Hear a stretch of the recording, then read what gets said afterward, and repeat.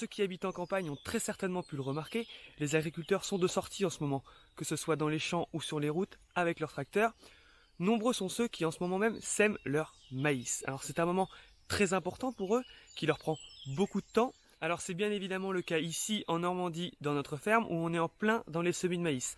Comme par exemple ici sur cette parcelle, le maïs a été semé hier.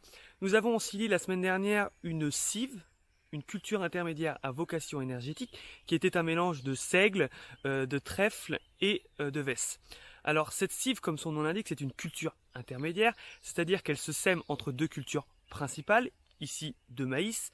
Alors elle a plusieurs avantages, notamment celui de ne jamais laisser le sol nu, de structurer le sol, mais également, et ça c'est propre à la cive, elle sera utilisée dans le cadre de la méthanisation et servira à produire de l'énergie renouvelable. Alors la première chose que l'on va faire après avoir ensilé, c'est épandre le digestat. Alors le digestat, c'est le produit que l'on obtient après le processus de méthanisation.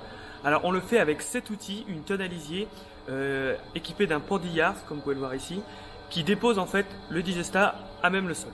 Alors après avoir épandu le digestat, on passe cet outil, la charrue, qui permet de retourner la terre.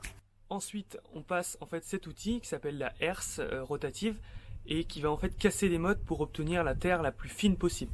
Et enfin, la dernière étape, le semis de maïs avec cet outil, le semoir, qui sème en fait les grains de maïs un à un avec des intervalles connus.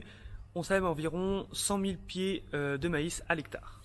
Alors voilà, maintenant vous savez tout sur la culture du maïs. J'en profite juste pour dire un grand merci à tous les agriculteurs, les éleveurs, les arboriculteurs, les maraîchers, les vignerons, les pêcheurs, les ostréiculteurs, les semenciers, tous ces gens qui travaillent d'arrache-pied jour et nuit pour nous offrir une alimentation saine, de qualité et respectueuse de l'environnement, et sans qui nous ne pourrions vivre aujourd'hui. Alors merci à vous.